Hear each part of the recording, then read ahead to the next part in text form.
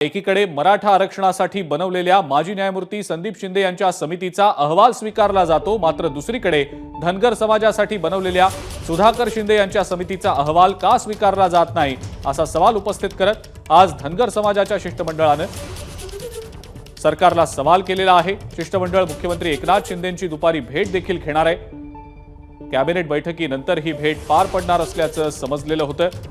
माजी न्यायमूर्ती संदीप शिंदेंनी हिवाळी अधिवेशनात दुसरा अहवाल सरकारला दिलेला होता।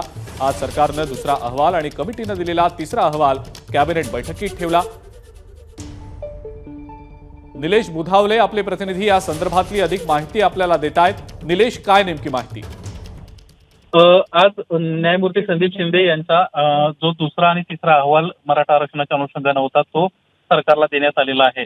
तर दुसरीकडे धनगर समाजाने आता प्रश्न उपस्थित केलेला आहे की धनगर आणि धनगड एकच आहेत या संदर्भातला जो सुधाकर शिंदे समितीचा अहवाल आहे तो अद्याप स्वीकारला का गेलेला नाहीये। धनगर समाजाला 15 दिवसात आपण धनगड आणि धनगर संदर्भातला जी.आर काढू असं आश्वासन देण्यात आलं होतं सरकारच्या वतीनं, मात्र 15 दिवस उलटून देखील अद्याप हा निर्णय न झाल्यामुळे आज दुपारनंतर धनगर समाजाचे सर्व जे शिष्टमंडळ आहे ते मुख्यमंत्री एकनाथ शिंदे यांची भेट घेणार आहेत।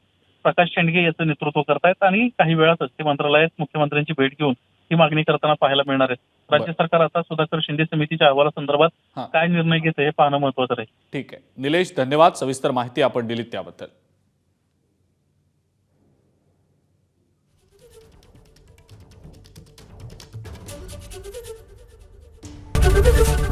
एबीपी माझा, उघडा डोळे बघा नीट।